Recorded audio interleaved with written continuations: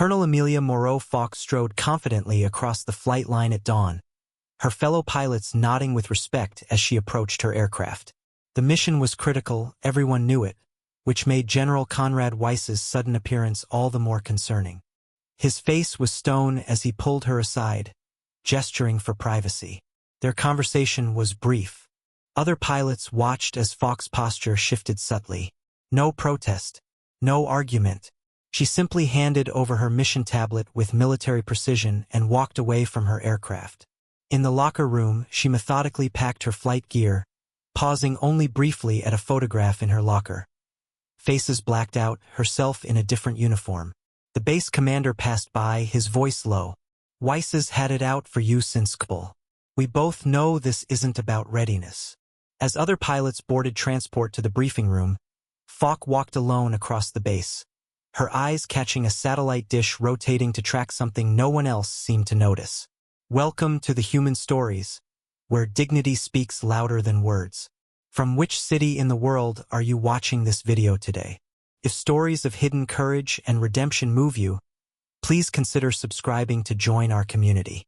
Colonel Amelia Moreau-Foch felt the familiar surge of adrenaline as she walked across the tarmac of St. Cyr Forward Command. The early morning sun cast long shadows across the flight line, illuminating the sleek aircraft being prepped for today's critical mission. Ground crews worked with practiced efficiency, their movements precise and urgent. This mission was different. Everyone felt it. Foch adjusted her flight helmet under her arm, acknowledging the respectful nods from mechanics and crew chiefs as she passed. 5 years at this base had earned her a reputation for technical precision and calm under pressure. Her call sign wasn't given lightly. She had risen from the ashes more than once in her career. Colonel Foch called her wingman, Captain Thomas Eriksson, jogging to catch up. Weather report just came in. Visibility declining over the target zone. You think they'll adjust our approach vector?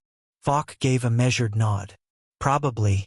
Nothing we haven't handled before. How's the new targeting system working? Fix those calibration issues you flagged. Tech crew was up all night on it. Eriksson grinned. They're afraid of disappointing you more than the general. She allowed herself a small smile. Good. We'll need every advantage on this one. They were 20 yards from her assigned aircraft when Foch noticed the shift in atmosphere. Ground crew members suddenly found reasons to look busy elsewhere. Her crew chief, normally talkative, became intensely focused on a diagnostic panel. General Conrad Weiss appeared at the edge of the flight line, flanked by 2 aides. His eyes locked on Foch and he made a direct line toward her. "Colonel Foch," Weiss called, his voice carrying across the tarmac. "A word." Captain Eriksson shot her a questioning look, but Foch maintained her composure. "Continue pre-flight checks, Captain. I'll be right there." She approached the general with military precision, stopping at exactly the proper distance, posture perfect. "Sir." Weiss gestured to a spot away from the nearest personnel. When they were suitably private, he spoke without preamble. "You're being removed from today's mission roster." Foch kept her face neutral despite the unexpected statement. "May I ask why, sir?" "The assessment is that you're not adequately prepared for this particular operation." Weiss's eyes were cold, revealing nothing. "With respect, sir, I've been preparing for this mission for 3 weeks. My simulation scores are..." "This isn't about your technical readiness, Colonel. This is my assessment of overall mission requirements." He extended his hand. "Your mission tablet, please." Foch knew exactly what this was. The animosity had been building for years, ever since Kabul, ever since his son. She could fight it, appeal to the wing commander, point out that removing the squadron's most experienced pilot hours before a high-risk mission violated protocols. But that would only make things worse. Without argument, she handed over the tablet containing all mission briefings and targeting data. "Captain Lucas Grimaldi will be taking your place," Weiss continued. "Report to Colonel Sebastian Hartmann for reassignment after the mission window closes." "Yes, sir." Foch maintained eye contact, her voice steady. For a moment, something like disappointment flickered across Weiss's face. Perhaps he'd expected an argument, a chance to dress her down publicly. When she gave him nothing, he simply nodded curtly and walked away, aides trailing behind him. From across the flight line, Falk could feel the eyes of her squadron watching. They had witnessed the exchange but couldn't have heard the words. They would know soon enough. Captain Erickson approached cautiously. "Falk, what's happening?" "Change of plans, Captain. You'll be flying with Grimaldi today." She kept her voice neutral, professional. "That's insane. This is your mission. You designed half the approach vectors yourself." Falk shook her head once, sharply. "Orders are orders. Captain Grimaldi's a good pilot. He'll get you home." She turned and walked away before Erickson could respond, heading toward the operations building. Each step measured, back straight. She wouldn't give anyone the satisfaction of seeing her react. Not now. Not ever. The operations building was quiet, most personnel either at breakfast or preparing for the mission. Falk entered the women's locker room and stood motionless for a moment, alone in the silence. Then, methodically, she began to remove her flight gear. The flight suit was first, carefully folded despite the fact it would go straight to laundry. Next, her name patches and squadron insignia, placed precisely in her personal kit. Each movement was controlled, each item treated with respect. This was the ritual, the discipline, that had carried her through worse days than this. As she opened her locker to store her gear, a photograph caught her attention. One she normally avoided looking at directly. 5 figures in desert camo, standing before a nondescript building in Afghanistan. 3 faces had been blacked out with marker classified. The 4th was Lieutenant Adrian Weiss, the general's son, smiling confidently at the camera. The 5th was Falk herself, though she wore different insignia then, the silver eagles of a full colonel. Falk touched the edge of the photo briefly, then closed the locker. Politics is a hell of a thing, isn't it? She turned to find Colonel Sebastian Hartmann, the base commander, standing in the locker room doorway. The older officer had the decency to look uncomfortable about the situation. "Sir," she acknowledged with a nod. Hartmann stepped inside, checking that they were alone. "Weiss's had it out for you since Kabul. We both know this isn't about readiness." "It doesn't matter why, sir." Falk zipped her duffel bag closed. "He's the commanding officer. His call. We lose our best pilot for a critical mission because of his personal vendetta, and it doesn't matter?" Hartmann shook his head. "I could intervene. One call to 8th Air Force and—" "No, sir. Please don't." Falk's voice remained calm, but there was steel beneath it. "That would only complicate matters." Hartmann studied her for a long moment. "You know, sometimes I forget you outranked all of us once. I've never asked why you accepted the demotion and transfer. That information remains classified, Colonel." Falk picked up her bag. "If there's nothing else, I'll clear the locker room so you can begin the mission briefing." Hartmann sighed. "Report to my office at 1400. I'll have new orders for you by then." "Yes, sir." Falk nodded and walked past him out into the hallway where pilots were beginning to gather for the pre-mission briefing. Their conversations died as she passed, uncertainty in their eyes. She ignored it, continuing toward the exit. Outside, Falk paused momentarily, looking up as transport vehicles carried the mission pilots toward the briefing room. The morning sun had fully risen now, casting her shadow long across the tarmac. Above, a satellite dish on the communications building rotated slowly, tracking something in orbit that no one on the ground could see. She allowed herself one moment, just one, to feel the weight of what was happening. 5 years of careful work. 5 years of rebuilding her career after the demotion, establishing trust, maintaining her cover. All potentially compromised because one general couldn't separate personal grudges from military necessity. A junior lieutenant approached hesitantly. "Colonel Falk, is everything okay? We heard you were pulled from the mission." Falk squared her shoulders. The moment of vulnerability gone. "That's above your pay grade, Lieutenant." Her tone wasn't unkind, simply definitive. "Yes, ma'am." The young officer stepped back, properly chastised. Falk continued across the base, away from the flight line, where her aircraft, now reassigned to Captain Grimaldi, was being fueled for the mission. She didn't look back. In her experience, looking back only slowed you down. In the distance, she could see the command center where General Conrad Weiss would now be preparing for the mission briefing. She knew exactly what he would say, how he would explain the target and objectives. What he didn't know, what almost no one knew, was the true nature of that target, and why this mission was more dangerous than anyone in that room realized. Except her. Falk glanced at her watch. The briefing would be starting soon.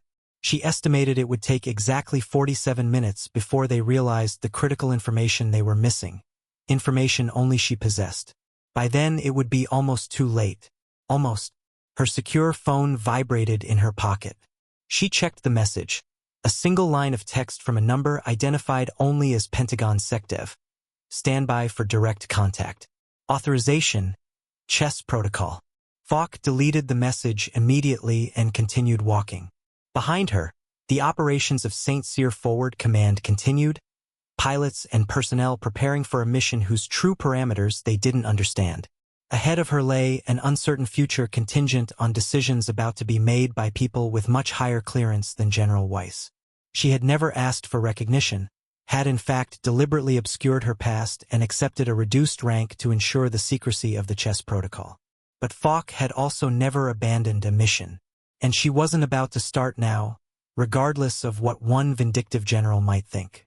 The satellite dish continued its silent rotation, tracking the communication satellite that would soon connect the Secretary of Defense directly to the mission briefing room. Falk checked her watch again and changed direction, heading back toward the operations building. She would be ready when the call came. General Conrad Weiss commanded the mission briefing room with the confidence of a man accustomed to absolute authority. Screens behind him displayed satellite imagery of rugged mountain terrain, a small compound nestled within a narrow valley.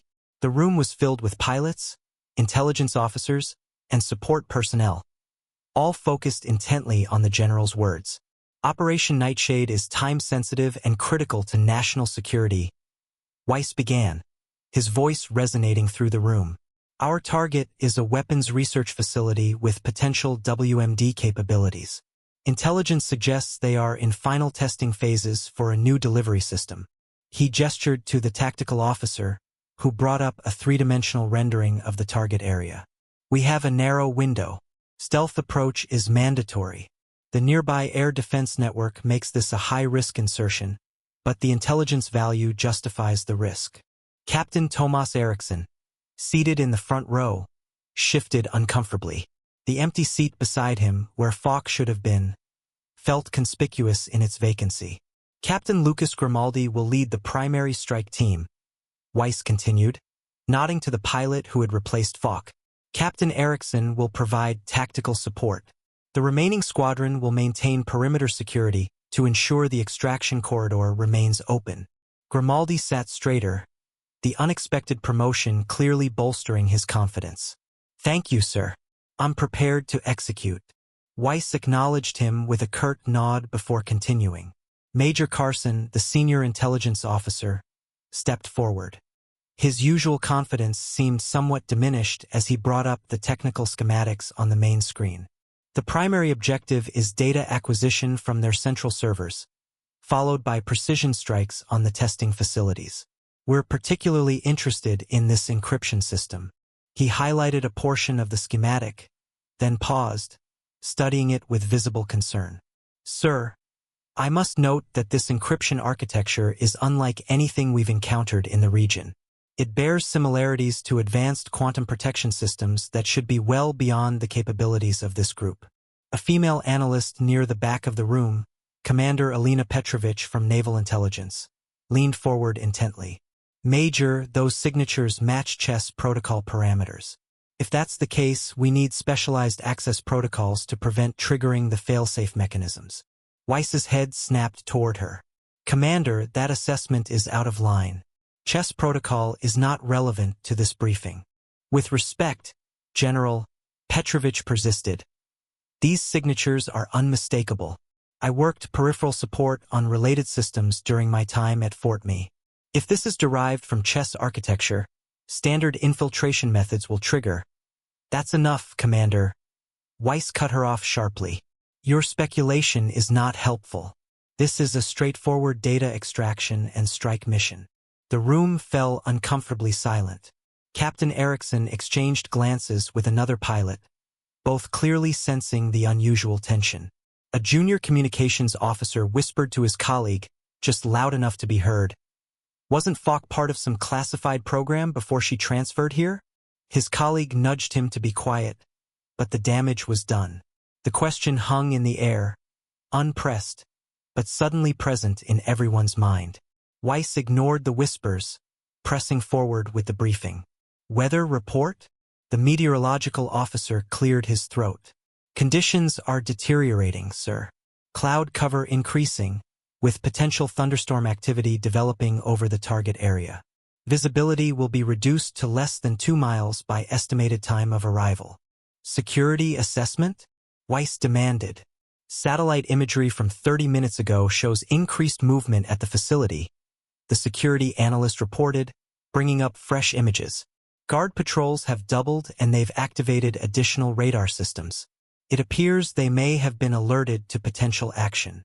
The mission parameters display updated automatically, the success probability dropping from 78% to 64%. Captain Grimaldi raised his hand. "Sir, given the increased security presence and weather complications, should we consider revising our approach vector?" Colonel Falk had designed an alternative insertion route through the eastern ridge that might offer better cover under these conditions.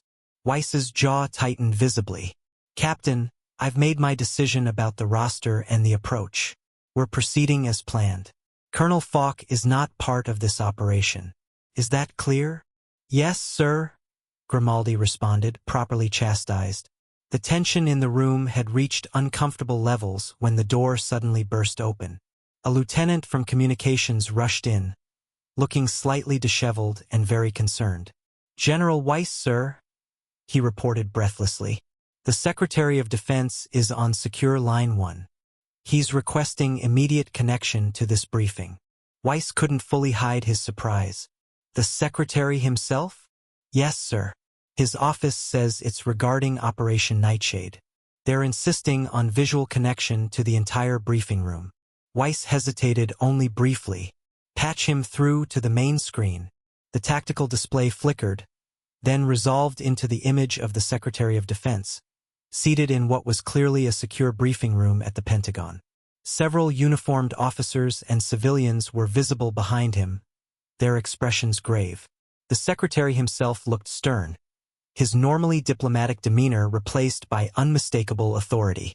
"General Weiss," the Secretary began without preamble, "I've been informed of a significant command decision regarding Operation Nightshade. I'm overriding your command decision. Put checkmate on the roster. She flies." Complete silence fell over the briefing room. Even the ambient sounds of equipment seemed to fade away as the implications of the Secretary's words sank in. Weiss's face drained of color, his confident posture faltering for the first time. "Sir," Weiss began, clearly struggling to process the order, "I'm not familiar with the call sign checkmate. There's no pilot with that designation in my command." The Secretary's expression remained impassive. Operation Chess Protocol was established 5 years ago under Colonel Amelia Morrow Falk before her lateral transfer and rank adjustment. She created the encryption algorithm your target is attempting to replicate. The revelation sent visible shockwaves through the room. Captain Tomas Erickson straightened in his seat, turning to stare at Weiss with undisguised disbelief. "Colonel Falk engineered Chess Protocol as a quantum encryption system designed to protect our most sensitive military communications," the Secretary continued. "The facility you're targeting has somehow acquired partial schematics of that system. Colonel Falk doesn't just belong on this mission, General. She's the only one who can complete it successfully." Weiss stammered, his normally confident voice now uncertain. "Sir, with respect, I wasn't informed that Colonel Falk had any connection to this technology or that she previously held colonel rank. Her file indicates standard service progression and a—" "That's correct, General," the Secretary cut him off firmly. "You weren't clear to know. Colonel Falk's operational history was compartmentalized above your security clearance. Her previous rank and role were classified at the highest levels for both national security and her personal safety." The atmosphere in the room had transformed completely. Officers who had moments before been focused on mission parameters now exchanged stunned glances, reevaluating everything they thought they knew about the quiet, competent pilot who had served alongside them for 5 years. Commander Alina Petrovich, the naval intelligence analyst who had recognized the chess signatures, looked vindicated but equally shocked by the full revelation. At that moment, the doors to the briefing room opened. Falk stood there in full flight gear, as though she had never been removed from the mission roster. The room fell even more silent, if that were possible, as all eyes turned to her. A senior military advisor visible behind the Secretary of Defense on the screen stood and saluted Falk. Others in the Pentagon room followed suit, creating a surreal moment as the highest levels of military command showed deference to someone who, moments before, had been just another field officer. "My God," Petrovich whispered audibly. "She's checkmate."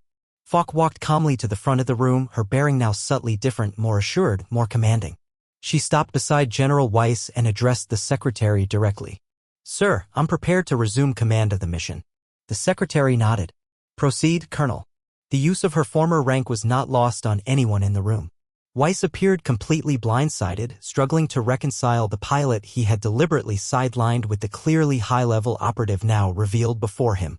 "Sir," Falk said, turning to Weiss with perfect military courtesy, "with your permission, I need to update the mission parameters." Weiss nodded woodenly, stepping aside as Falk took control of the tactical display system. She entered a complex authorization code, causing the display to reconfigure with significantly more detailed information about the target. "What you're seeing is the true nature of our objective," Falk explained, her voice calm and authoritative. "The target facility isn't simply attempting to recreate chess protocol. They're trying to crack it. If they succeed, every secure communication system in our military network becomes vulnerable." As Falk continued explaining the actual complexities of the mission, Weiss's attention was drawn to a document that had appeared on his personal tablet, evidently transmitted directly from the secretary's office. It contained the declassified portions of the operation in Kabul from 5 years earlier. His son's name appeared prominently alongside Falk's original rank and title. As he scanned the document, Weiss's expression transformed from confusion to dawning horror. Lieutenant Adrian Weiss hadn't died because of Falk's incompetence, as the general had believed for years. He had died protecting her while she completed the final implementation of chess protocol, a mission so classified that even the general himself had never been told the truth. The document detailed Falk's voluntary acceptance of demotion and transfer afterward, a cover designed to protect the secrecy of the protocol by removing its creator from the spotlight. She had sacrificed her rank, her position, and apparently endured years of Weiss's targeted animosity, all without ever revealing the truth. Falk was now addressing the pilots directly. "This isn't just about preventing technology theft. If we fail, we compromise the security of every operational force we have deployed globally. Captain Erickson, you'll be my wingman. Captain Grimaldi, you'll lead the secondary team with these modified parameters." She turned to address Weiss directly, her voice professional but firm. "General, we need to launch immediately. The window is narrowing." For perhaps the first time in his career, General Conrad Weiss found himself completely at a loss. The officer he had systematically undermined for years wasn't just competent, she was apparently one of the most valuable intelligence assets in the entire military structure. And she had never once used that fact to defend herself against his persecution.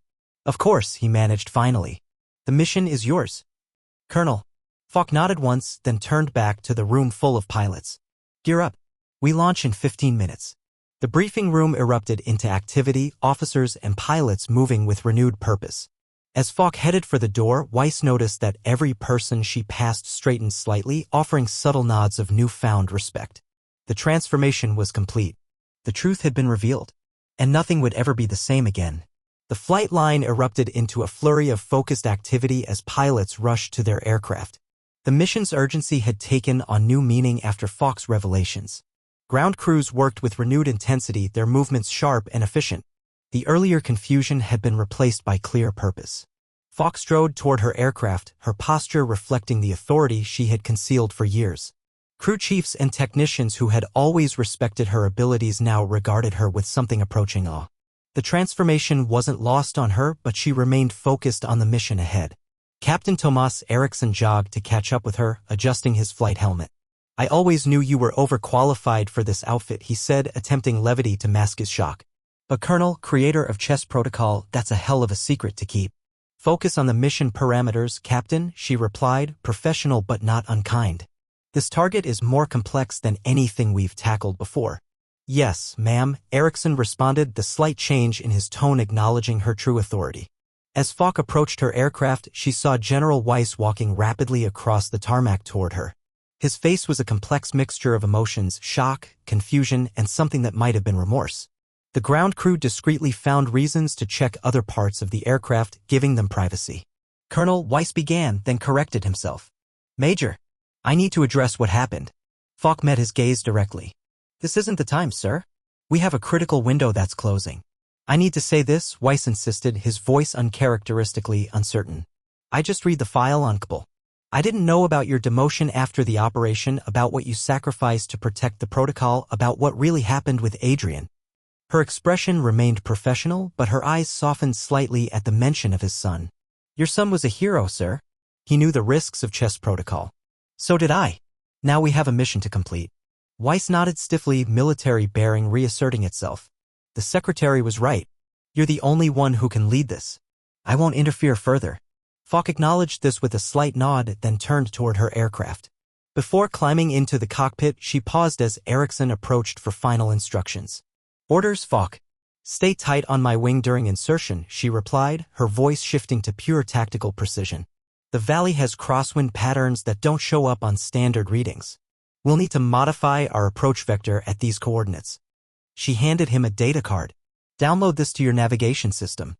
It contains authentication protocols that will prevent defensive triggering of any chess derivatives they may have operational. Erickson nodded, clearly impressed with her detailed knowledge. Understood. The team's ready. Falk climbed into her cockpit, the familiar environment now carrying a different weight. As she initiated pre-flight checks, she could feel the difference in how the ground crew and other pilots regarded her. The truth had changed everything. Yet the mission remained the priority. One by one, the aircraft taxied into position. Falk's jet was the last to take off, its afterburners glowing bright against the morning sky as it rapidly accelerated. The squadron formed up in perfect formation, heading toward the increasingly cloudy horizon. In the Mission Control Center, General Weiss stood before the main tactical display, surrounded by intelligence officers and communication specialists. His demeanor had changed subtly, less commanding, more observant. The Secretary of Defense remained connected via secure video link, watching the operation unfold. Squadron is approaching the first waypoint, the flight controller reported. Weather conditions deteriorating as expected. On the tactical display, Falk's aircraft broke formation first, leading her element into a maneuver that didn't match any of the pre-planned approach vectors. Weiss frowned momentarily before realizing what she was doing. She's using the mountain's electromagnetic shadow to mask their approach, he murmured, more to himself than anyone else. It was a brilliant tactical adjustment that hadn't been in any of their briefings. Commander Petrovich nodded. Classic chess methodology, using environmental factors to create signal gaps that appear natural. As the mission progressed, Weiss witnessed Falk's tactical brilliance in full display. She directed the squadron using shorthand commands and protocols that weren't standard Air Force procedure but proved remarkably effective. When they encountered unexpected resistance, she adapted with a precision that spoke of intimate knowledge of both the target and its defenses. Approaching primary target, Falk's voice came through the comms system, calm and focused. Executing Rook maneuver. Petrovich leaned toward Weiss. That's a chess protocol infiltration strategy, sir. It was theorized but never documented in standard tactical guides. Weiss nodded silently, watching as Falk's aircraft executed a series of precise movements that somehow avoided triggering the target's advanced defense systems. The rest of the squadron followed her lead flawlessly, despite never having trained for such maneuvers. Target acquired, Falk reported. Beginning data extraction. Maintain defensive posture. For several tense minutes, the Mission Control Center watched as Falk's aircraft maintained position while specialized systems extracted the crucial intelligence. When unexpected enemy reinforcements appeared on radar, she calmly redirected two elements of the squadron to intercept, predicting their approach vectors with uncanny accuracy. Data extraction complete, came Falk's voice finally. Initiating precision strike on research facilities. The tactical display showed the perfectly coordinated attack, each aircraft hitting its designated target with surgical precision. Not a single shot was wasted or missed.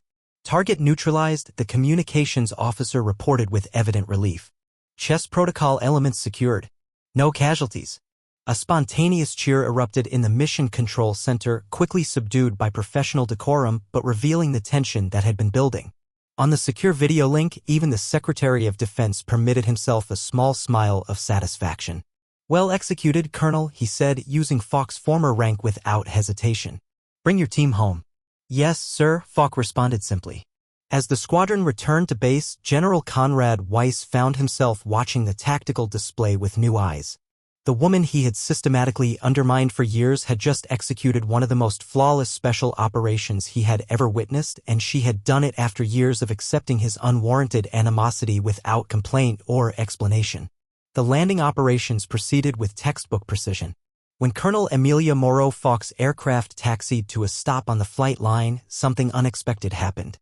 Ground crew members and other pilots not involved in the mission had formed an impromptu honor line along her path from the aircraft to the debriefing area. No one had ordered it. It had formed organically out of respect. Falk climbed down from her cockpit, removed her helmet, and walked the gauntlet with quiet dignity. No words were exchanged. None were necessary.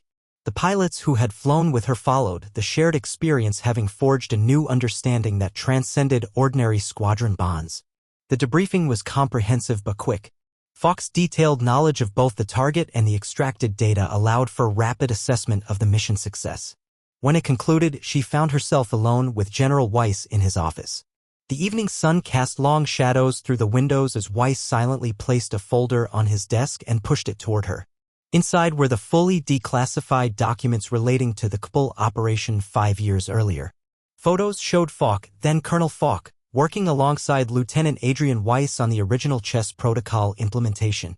Other documents detailed her subsequent request for demotion and transfer, specifically designed to maintain cover for the continuing operation. "All these years," Weiss said finally, his voice subdued. "I blamed you for Adrian's death. I convinced myself you had made errors in judgment that cost him his life." Falk remained standing, her posture military precise. "Your son died protecting the protocol, sir. He understood its importance to national security. And you accepted demotion, transfer, and years of my targeted scrutiny rather than reveal the truth." Weiss shook his head slowly. "Why didn't you ever say anything?" "The security of chess protocol was paramount," Falk replied simply. "My personal considerations were secondary." Weiss stood, came to attention, and offered a formal salute, not the perfunctory acknowledgement of a superior officer to a subordinate, but the profound respect of one soldier to another who has demonstrated exceptional valor. "The Secretary of Defense called while you were in debriefing," he said, maintaining the salute until Falk returned it. "He wants you back at the Pentagon, Colonel. Your temporary cover assignment has served its purpose. Chess protocol security is no longer contingent on your anonymity." Falk lowered her hand, considering this information. She turned slightly to look out the window at the flight line where aircraft were being secured for the night. "There's still work to be done here first, sir," she said finally. "The squadron needs proper training on the infiltration techniques we use today. They performed admirably, but they should understand the principles, not just follow my lead." Weiss nodded, recognizing this as both tactically sound and a graceful way to transition from her long-held cover. "I'll inform the Secretary." "How long do you need?" 2 weeks should be sufficient," Falk replied. "After that, I'll report to the Pentagon as ordered." "Very good, Colonel." Weiss extended his hand. "And for what it's worth, I owe you an apology." "Several, in fact." Falk accepted the handshake. "We serve as best we can with the information we have, General. You didn't have all the facts." As sunset painted the base in golden light, Falk walked across the tarmac toward her quarters. Junior pilots who had once known her only as the quiet, competent Major Falk now watched her with new understanding. Some nodded respectfully as she passed. Others simply stood straighter as though her presence demanded it. Captain Tomas Eriksson approached, falling into step beside her. "So, Colonel, what happens now?" "Now we train," Falk replied. "The squadron needs to understand what they experienced today." "And after that?" "When you go back to being Colonel Falk at the Pentagon." Falk allowed herself a rare smile. "The mission continues, Captain. It always does." She touched the name badge on her flight suit absently, the one that had identified her as Falk for 5 long years. In the setting sun, the metal surface caught the light at an angle that seemed, just for a moment, to illuminate different letters. To anyone watching closely, it might have appeared to flicker between Falk and checkmate before settling back to its ordinary appearance. The truth had been revealed. Dignity had been restored. But for Falk, the most important outcome wasn't personal vindication. It was the success of the mission and the security it had preserved. Recognition had never been what she sought, only the quiet satisfaction of duty fulfilled regardless of who knew the truth. As she walked toward the setting sun, she carried herself with the same quiet confidence she always had. The only difference was that now others could finally see what had always been. A few days after the mission, the atmosphere at St. Cyr Forward Command had changed dramatically. There were no more suspicious glances, no more whispered conversations behind backs, and no longer an invisible barrier between the junior officers and Amelia Moreau-Falk. She didn't need to make any further declarations. The truth had spoken for her, and the undeniable success of the operation stood as the most vivid proof. Falk stepped into the tactical training room where young officers were silently waiting with quiet anticipation. No one lounged casually. No one was late. A large screen displayed a 3D simulation of the former target zone, but this time it was layered with data only those who had encountered the chess protocol could interpret. She began her lecture with a steady, firm voice, no theatrics, no embellishments, only knowledge and experience. She described what had happened during the mission, how they used terrain to create electromagnetic blind spots, how they exploited vulnerabilities in rapid response radar algorithms, and how the chess protocol was more than just an encryption system. It was a combat philosophy, a fusion of technology, strategy, and the ability to predict the opponent's thoughts like the endgame of a chess match. Captain Erickson raised a question about a sudden route change Falk had made during the mission. At that moment, why did you switch to the northern path? We had no updated intel suggesting any danger on the original route. Falk gave a faint smile. Because if I were the enemy commander, that's where I'd set the trap. And the northern radar signal, though weak, had irregular fluctuations. Not interference. It was deliberate jamming. A quiet wave of admiration swept through the room. In the days that followed, Falk worked tirelessly, training pilots, updating tactical simulations, and rewriting the base's emergency response protocols. General Weiss kept his word, no interference, no public gestures, but he watched closely. He showed up a few times during the training sessions, silently taking a seat at the back like a seasoned student, occasionally nodding in appreciation of Falk's teaching methods. On the night before Falk was scheduled to leave the base and return to the Pentagon, a small farewell gathering was held, not formal, not official, but full of camaraderie. Falk didn't give a long speech. She simply stood, glass in hand, her eyes sweeping over the faces that had once doubted her, now filled with sincere respect. "Thank you, all of you," she said. "We never truly know who's sitting beside us, and we don't need to. The only thing that matters is that when the mission comes, we rise together. I was just a part of that." Captain Grimaldi, whose perspective on Falk had changed completely, raised his glass. "To Colonel Falk, and to the chess protocol. Thank you for not turning your back on us, even when we doubted you." The clinking of glasses echoed like a silent vow. The next morning, a special military helicopter carried Falk away from St. Cyr. Standing at the command platform, General Weiss said nothing. He simply stood at attention and saluted as the aircraft lifted off. In another corner, Erickson looked up at the sky, his gaze a mix of pride and regret. "She doesn't need a title," he murmured to himself, "but now everyone knows she's earned them all." Back at the Pentagon, the doors to the most classified projects opened once again for Falk. But this time, she no longer had to hide behind a rank or a cover identity. She walked in as her true self, Colonel Amelia Moreau-Falk, call sign, Checkmate. And in those long halls, lined with flags, emblems, and the history of European defense, they once again saw that upright, calm, unwavering figure, a warrior who never sought applause because she never fought for it. She fought for duty, for truth, and for those who would never be named. The game continues. And checkmate is always the final move. 2 weeks later, deep within the Allied Command headquarters in Brussels, Colonel Amelia Moreau-Falk stood alone in a subterranean conference room, where maps had no borders and plans had no timelines. In front of her, a large screen displayed regions under top-secret cyber intrusion, a clear sign that the chess protocol had not only been partially copied as in the previous operation but was now under coordinated attack on multiple fronts. Generals from various nations spoke in turn, some with skepticism in their voices, others with the quiet trust reserved for someone who had once stabilized an entire system with a single silent decision. Colonel Falk, a Polish general, began. "We've read the reports, but only you can confirm it. The breach in the South Caucasus system last week, was it chess? Or just a counterfeit?" Falk gave a slight nod. "It was chess, but an improvised, incomplete build. They haven't broken through the deepest layer, the one only 2 people have ever accessed. Myself and—" She paused. The name Lieutenant Adrian Weiss didn't need to be spoken. Everyone in the room already knew. A German officer tilted his head. If they continue progressing, how long before our entire communications infrastructure is compromised? Falk didn't answer immediately. She brought up an encrypted file on the screen. Lines of code intertwined like a symphony, but to those who understood the language, it was a distress signal. Government systems in 3 small nations were being monitored at raw bit level. A probing strike preparing for a real one. 3 months, she said. Maybe less if they have inside help. Silence fell over the room. Then what's the counteroffensive plan? A French officer asked. Falk looked each of them in the eye. We can't stop them with firewalls. We can't sit back and respond. We must move first. Like chess, lure, trap, destroy from the core. The European Supreme Commander, who had been silently observing, nodded. You want direct command authority? No, Falk replied. I want an independent unit. No national flag. Just the banner of the chess protocol. Cyber warfare, counterintelligence, field operations, all in one. A minute passed before the commander simply asked 4 words. What's the unit's name? Falk didn't hesitate. Nightshade. There was no flag ceremony the day Nightshade was founded. No parade. The unit bore a single emblem, a silver knight chess piece. No eyes. No mouth. But always advancing diagonally. Falk was the supreme commander.